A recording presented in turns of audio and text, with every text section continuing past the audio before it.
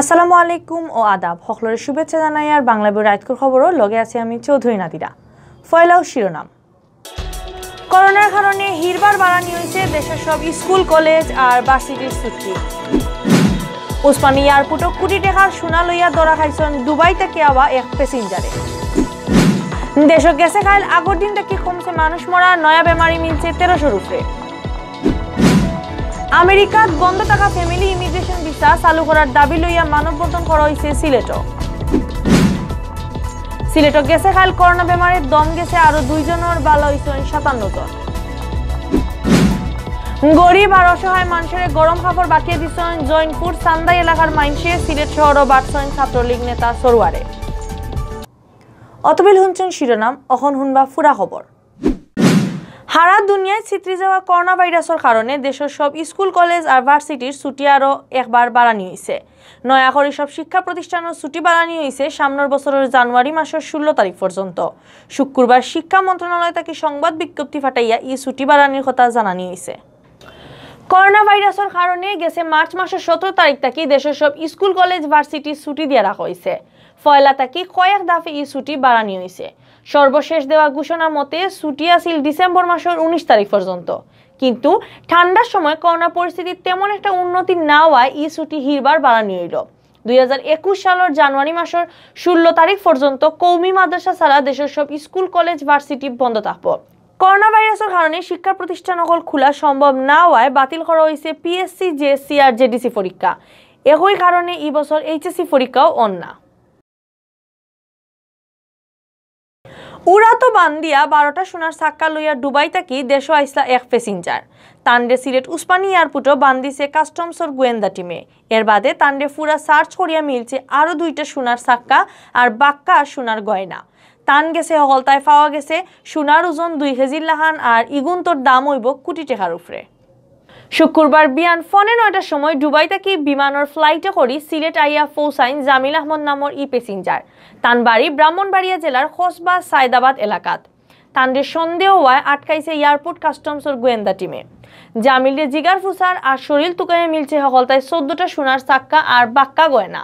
এর মাঝে 12টা সোনার চাক্কা বান্দা আছিল জামিলর উড়াতো। সিলেট উসমানী এয়ারপোর্টের কাস্টম শুল্ক গোয়েন্দা সহকারী পরিচালক আল আমিনে জানাইছেন জামিলর গেছ থেকে উদ্ধার করা সোনার গয়নার মাঝে বেশিরভাগও গলার চেইন। হলতায় তার গেছে 2 কেজির লাহান সোনা পাওয়া গেছে। বাজারও ইগুন্তর দাম হইব 1.25 কোটি টাকা। সোনা লইয়া বান খাওয়া জামিল রে পুলিশের কাছে সমঝানি হয়েছে। আমরা তাকে চ্যালেঞ্জ করি এবং তার কাছে কোনো স্বর্ণ বা স্বর্ণালঙ্কার আছে কিনা জানতে চাই। তিনি প্রথমে অস্বীকার করেন। পরবর্তীতে আমরা তার দেহ এবং ব্যাগেজ তল্লাশি করি এবং তাকে জিজ্ঞাসাবাদের এক পর্যায়ে উনি স্বীকার করেন যে তার বায়ুপথে করে তিনি গোল্ড নিয়ে এসেছেন। পরবর্তীতে আমরা অন্যান্য সকল সংস্থার উপস্থিতিতে তার দেহ তল্লাশি করে তার বায়ুপথ থেকে তিনি নিজের হাত দিয়ে 14টি স্বর্ণের বার বের করেন। এছাড়া তার হাত ব্যাগে 2টি স্বর্ণের বার এবং 100 গ্রাম স্বর্ণালঙ্কার পাওয়া যায়। ঠান্ডা পড়ার কয়দিন আটকানো দেশে করোনা বেমার কমে গেছে লাগছিল, কিন্তু ঠান্ডা পড়ছে থাকি পুরা দেশও করোনা বেমারে মানুষ মরা বাড়ছে। গেছে খাইল একদিনে এই বেমারের নয়া রোগী মিলছে 1300-র উপরে আর রোগী ভালো হয়েছেন 2000 থাকি একটু বেশি।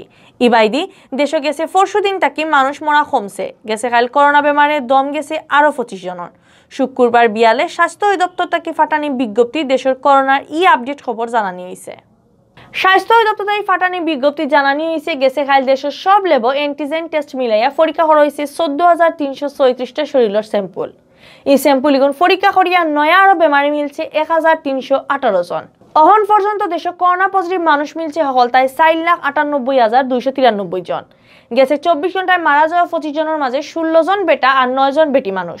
ও লইয়া দেশে এই বেমারে মারা গেলা 7,217 জন। ইবাইদি দেশে গেছে 24 ঘন্টায় এক লগে আরো 2024 জন করোনা বেমার থেকে ভালো হয়েছেন। দেশে হলতায় অহন পর্যন্ত এই বেমার থেকে ভালো হয়েছেন 4,33,614 জন।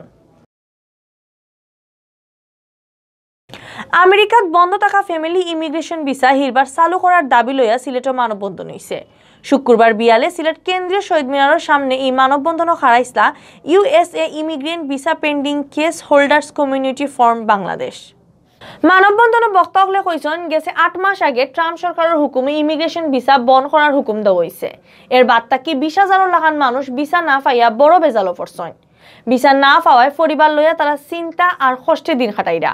বউতে এখন চৌকে আন্দাই দেখরা ই অবস্থা ইমিগ্রেশন ভিসা হিরবার চালু করার লাগি বাংলাদেশ সরকার আমেরিকা সরকার পররাষ্ট্র মন্ত্রণালয় আর হাই কমিশনরে অনুরোধ জানানো হয়েছে।